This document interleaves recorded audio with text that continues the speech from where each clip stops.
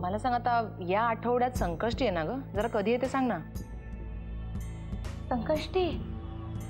संकष्टी कशाला हवी आहे तुला तिकडे? आणि मला कसं कळणार ना संकष्टी कधी येते? ठीक आहे ना, आजच पाठवा मग. आणि 4-5 जणीच पाठवा, जास्त नको. अहो जानकीची सगळी काळजी घेता आली पाहिजे तिला. हां, आणि 24 तासाची हवी आहे सांगितलंय ना. हां बरं बरं. आणि मुख्य म्हणजे ती हुशार पाहिजे. मी तिची मुलाखत घेणार आहे, त्यात तिला पास होता आलं पाहिजे. कळलं?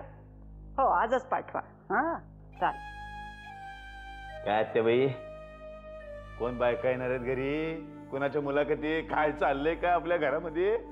हर्षू, आत्ता मी तुझ्याशी काही बोलले? मग का नसत्या चौकशा करतोयस?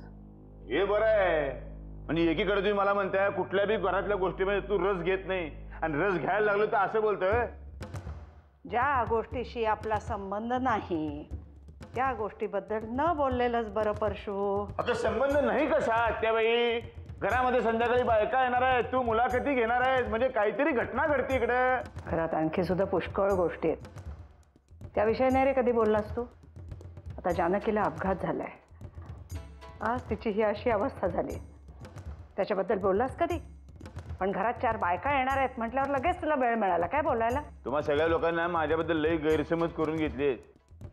मी काय बी बोलायला लागलो की नाही विचित्रच अर्थ करताय. तर काय करावं तेच कळत नाही मला. सध्या तरी तू इथून निघून जा, एवढंच कर.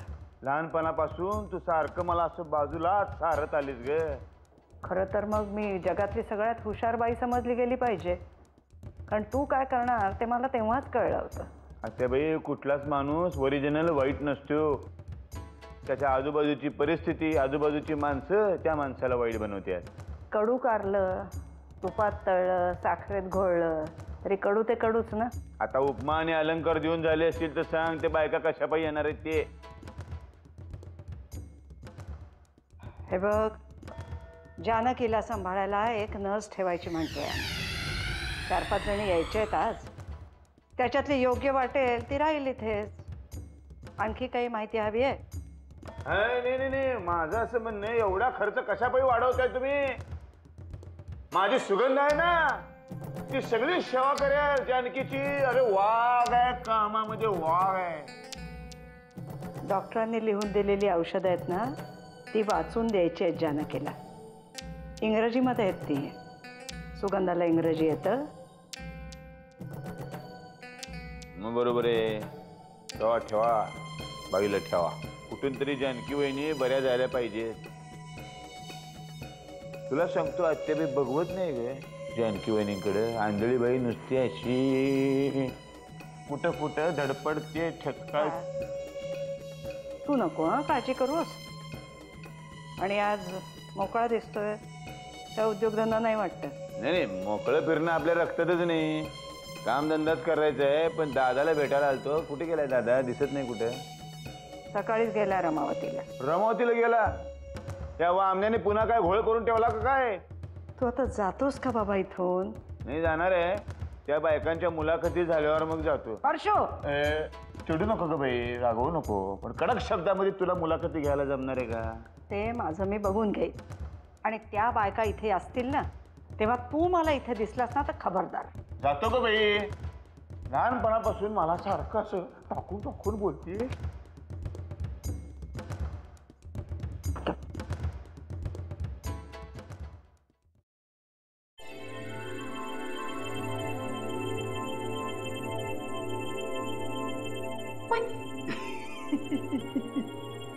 काय झालं एवढं चिडायला वहिनी?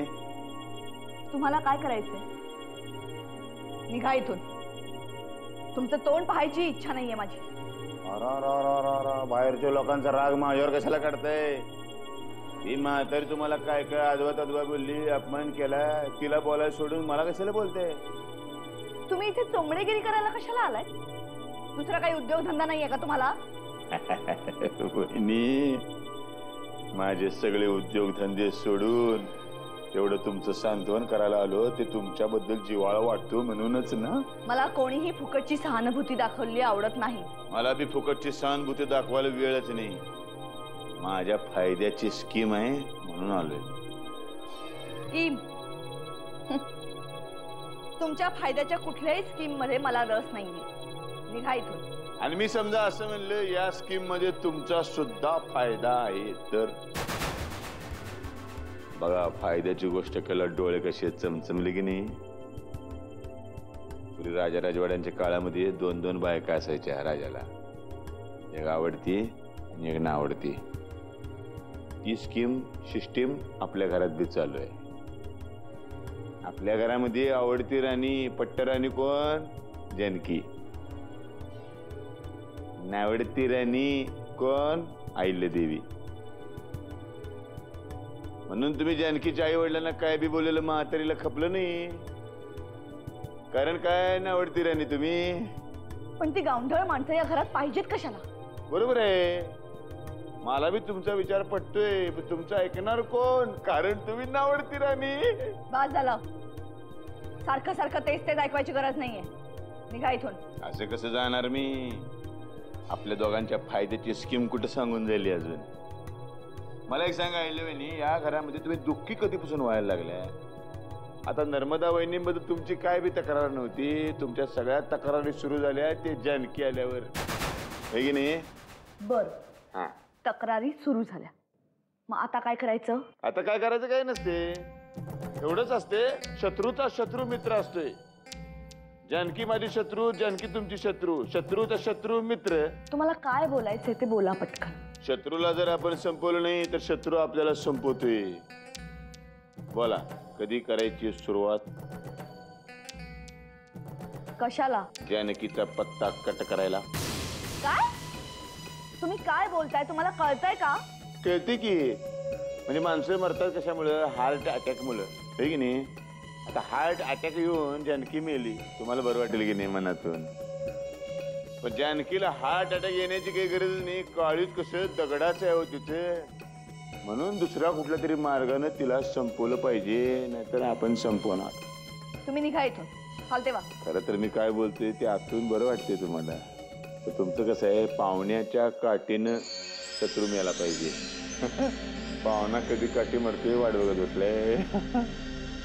तुम्हाला काय करायचंय ते करा, पण या सगळ्या गोष्टींमध्ये मला मध्ये घ्यायची गरज नाही. मला मान्य आहे की ती मला आवडत नाही, पण त्यासाठी मी हे सगळं करणार नाही. ज्या दिवशी तुमच्या गळ्यात येईल की नाही तेव्हा तुम्ही स्वतःहून याल माझा प्रस्ताव मान्य करण्यासाठी. तुम्ही आता निघा इथून. तर निघायचं, जा इथनं, गेट आउट. यायला आल्यापासून तेच बोलतंय, पण आतनं कुठेतरी पटायला लागलेलं आहे. विचार पक्का झाला, निश्चित ती झाला की येऊन भेटा. आजचा सुविचार, शत्रूचा शत्रू मित्र असतोय.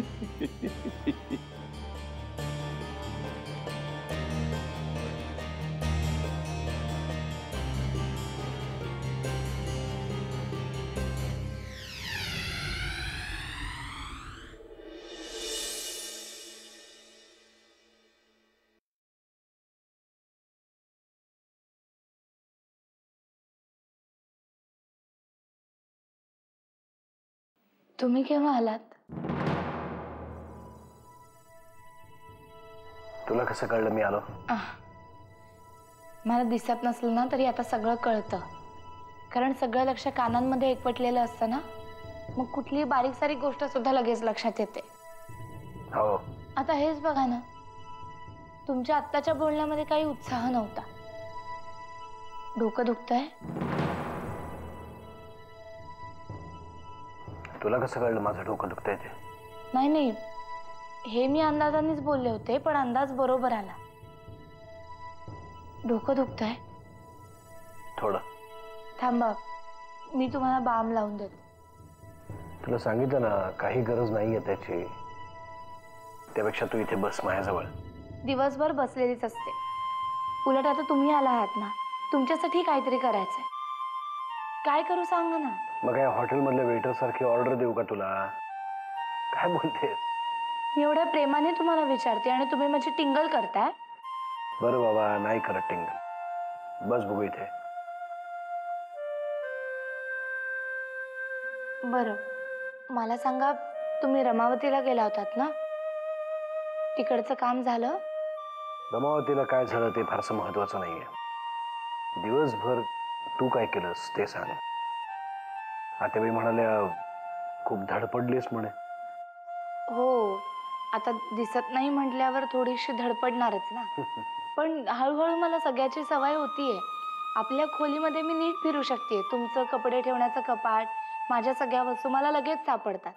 हा, आता बाहेरच्या हॉलची थोडी सवय व्हायची आहे मला, पण होईल. क्या बात है, एका दिवसात बरीच प्रगती केलेली दिसतेस.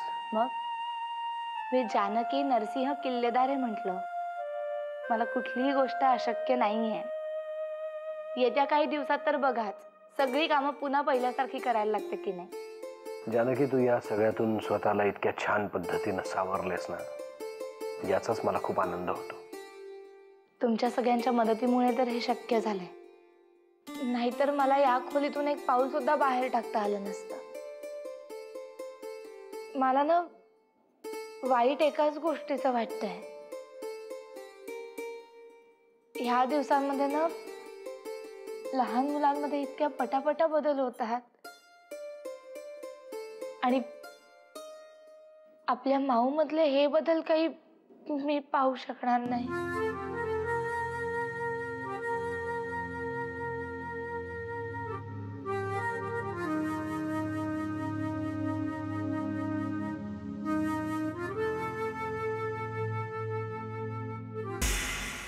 आता नर्मदा वहिनीमध्ये तुमची काय बी तक्रार नव्हती. तुमच्या सगळ्या तक्रारी सुरू झाल्या ते जानकी आल्यावर.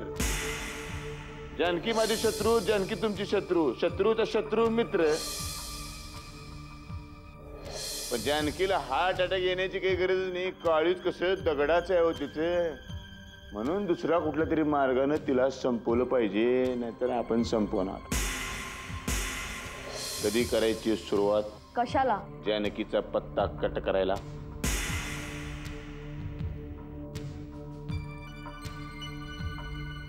नाही, माझ्याकडून असं काही होणं शक्यच नाही. जानकीचा मला कितीही राग असला तरी मी तिला मारूच शकत नाही.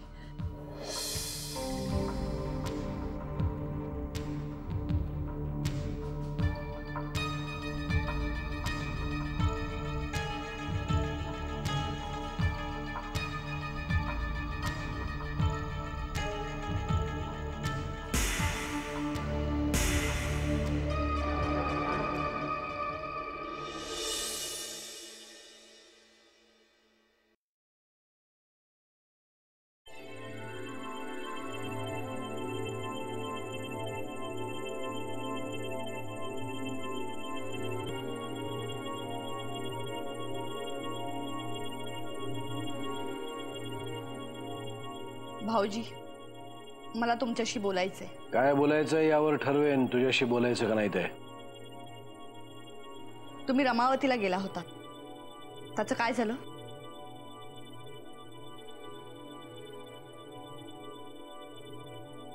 भाऊजी, मी तुमच्याशी बोलते. जे प्रश्न मला महत्वाचे वाटत नाहीत ते हल्ली मला ऐकूच येत नाहीत. ऐकू आलाच तर याचं उत्तर मी तुला नाही तुझ्या नवऱ्याला देईन.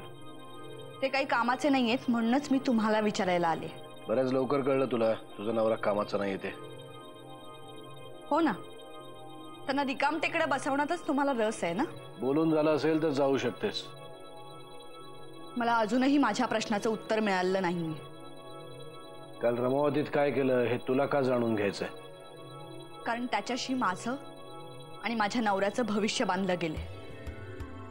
आमच्या विरुद्ध काम करणाऱ्या अडारकरांच्या समर्थकांचं काहीतरी करा. हे तुमच्या लाडक्या प्रभाताईला जाऊन विचारा की तिच्याच मुलांनी केलं हे नाटक. त्यांच्या नावाखाली स्वतःचं स्वार्थ साध्य करून घेऊ नका. मला काय करायचंय ते मी करेन. तू सल्ले देण्याची गरज नाही. आणि तुझा हा तोरा आहे ना, हा तुझ्या नवऱ्याला जाऊन दाखव, मला नाही. भाऊजी, प्रत्येक वेळी स्वतःचा स्वार्थ साध्य करण्यासाठी घरातल्या सगळ्यांना दावणीला बांधता तुम्ही. हे आता ठरवलंच आहे. पिसाळलेली कुत्री दावणीला बांधून ठेवायची. भाऊजी, तुम्ही सरळ सरळ माझा अपमान करताय. हीच लायकी आहे तुझी आणि तुझ्या नवऱ्याची. गरजेपेक्षा जरा जास्तच महत्व दिलं मी इतके दिवस तुम्हाला. आता यापुढे तुला आणि तुझ्या नवऱ्याला जास्त सवलत नाही देऊ शकत. निघ. एक मिनिट.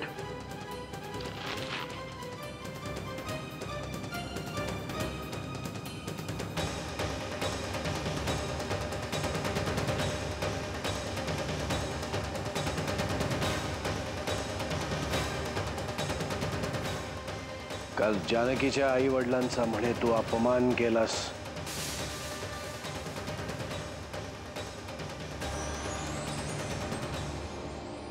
उगाच कोणाच्याही सांगण्यावरून मला काहीही बोलू नका.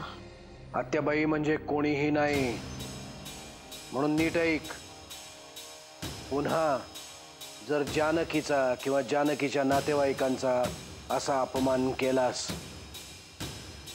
तर तुला आणि तुझ्या नवऱ्याला हाकलून देईन घरातून. कारण जानकीचा आणि तिच्या नातेवाईकांचा या घरावर तुमच्यापेक्षा जास्त अधिकार आहे. कारण जानकी या घराची मालकीण आहे. मालकीण आहे. मालकीण आहे. कळलं? निघ.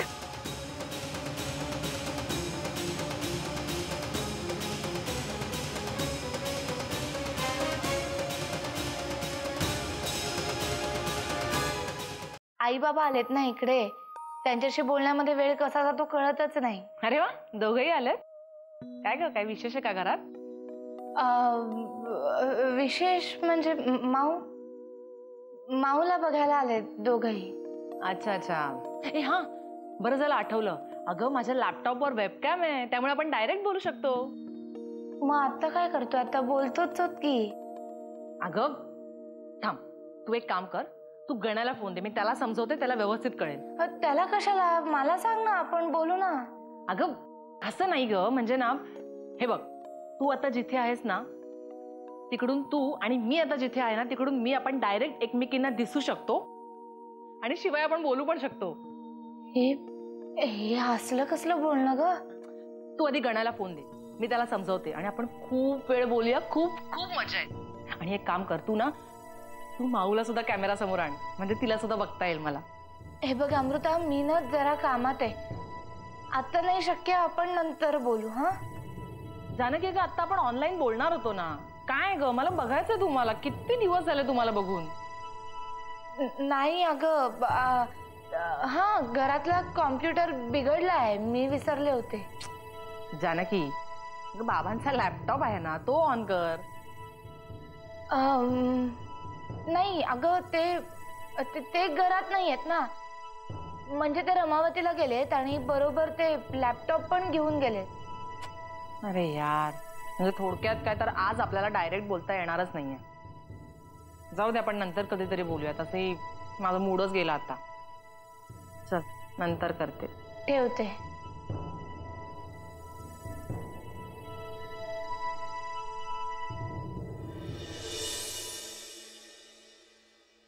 बरं झालं आत्याबाई तू आलीस. आत्याबाई, काल मी तुला एका संस्थेचा नंबर दिला होता, काय झालं त्याचं? झालंय ना, सगळं काही व्यवस्थित झालंय. 4-5 बायका पाठवल्या होत्या त्यांनी, मी बोलले त्यांच्याशी, म्हणजे तशी मुलाखतच घेतली त्यांची. डायरेक्ट मुलाखती? मग त्यातली कोण सिलेक्ट झाली? कानन बेलोसे नावाच्या एक बाई आहेत, चांगल्या वाटल्या मला तरी. म्हणजे मुख्य म्हणजे फार बडबड करत नव्हती, जेवढ्याच तेवढीच उत्तरं देत होती आणि स्वभावाने चांगली वाटली मला. आणि अनुभव खूप चांगला आहे तिला. एवढ्या सगळ्या चांगल्या गोष्टी होत्या तर लगेच बोलावून का घेतलं नाहीस? आपल्याला तिची आजपासून, आत्तापासून गरज आहे. नरसिंहा, तुझीच आत्या आहे मी. अरे सांगितलंय तिला, आजपासूनच येईल ती कामावर. आत्याबाई, पद्धतशीर काम कसं करायचं हे मी तुझ्याकडूनच शिकलोय की. पण मग किती वाजेपर्यंत येणार आहे? आज 10 वाजता जॉईन होते म्हणाली आहे. तसं तिच्या घरात कोणीच नाही आहे, त्याच्यामुळे इथे राहायला तिला काहीच प्रॉब्लेम नाही आहे. नवरा गेला लवकर, मोठं कर्ज ठेवून गेलाय तिच्या डोक्यावर, ती फेडती आता बिचारी. जाऊ दे ना, तिच्या वैयक्तिक गोष्टींशी आपल्याला काय घेणं देणं. हा आपल्याला फक्त काम चोख केलं तिनं म्हणजे झालं. म्हणजे काय 10 वाजले अजून आली कशी नाही? 10ला अजून 5 मिनिटं आहेत.